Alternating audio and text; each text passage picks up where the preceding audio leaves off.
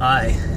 So I want to share something with you. One thing that I've been working on lately is the experience of really feeling my emotions deeply and accepting them as they are. I didn't always do this, and I used to feel like being emotional was a weakness, like it made me soft and vulnerable.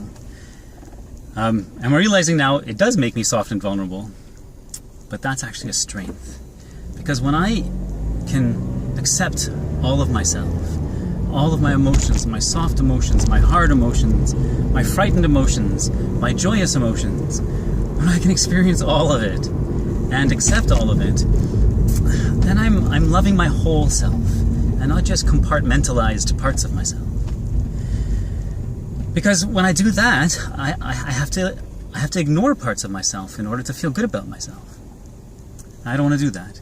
So what I've been doing is, when I feel fear, for example, I no longer push it away and try and convince myself not to feel fear. What I do instead is, I feel the fear deeply, and I love myself for it. When I feel sad, I don't want to think, oh, I shouldn't feel sad because, I should trust in the divine, that everything's okay. I do trust in the divine that everything's okay. And I let myself feel the sadness profoundly. Because I've learned that when I don't do that, I end up with residue stuck in me. And that residue leaks out all over the place. And it leaks out on the people I love. It leaks out on strangers too, actually, which I would prefer not to do.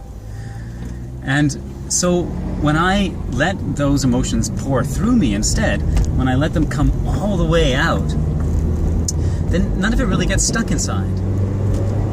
And I'm freer, and I'm more comfortable with myself. And then, I don't know, I just noticed the light is weird. It's harder to see me. If I put my sun visor, if that's going to make a difference. That made no difference. Alright, and I'm just starting getting used to making these videos. Anyway, the other half of this is, when I start to do that for myself and really feel acceptance and expression of all of my emotions, then I'm able to encourage and foster that in my daughter. And that way, she learns to express and be comfortable with all of her emotions. I really want her to not feel she has to repress anything or be afraid of any part of herself. I want her to be able to embrace all of who she is as she walks out into the world. Because the other problem is, when we have parts of ourselves we don't accept, what we do is we seek that acceptance from the external. And if we're doing that, we're not allowing the love to flow from inside of ourselves. And then we deny our own needs, we deny our own boundaries, we deny what's good for us because we're trying to get love from an external source. And that always ends badly.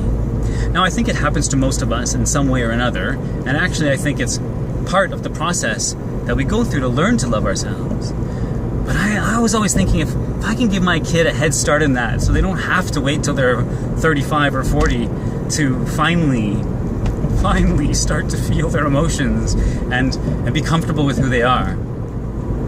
Wow, what a head start that is. What a beautiful way to enter into adulthood. So I've done my best at that. Of course, I myself am a work in progress, so my ability to share that with her is also a work in progress. And I accept that. I accept that I'm learning and growing. I just have to do my best. And I think I've done okay. And when I learn areas that I haven't been doing okay, I change. And I grow and I adjust. That's part of being an evolving parent.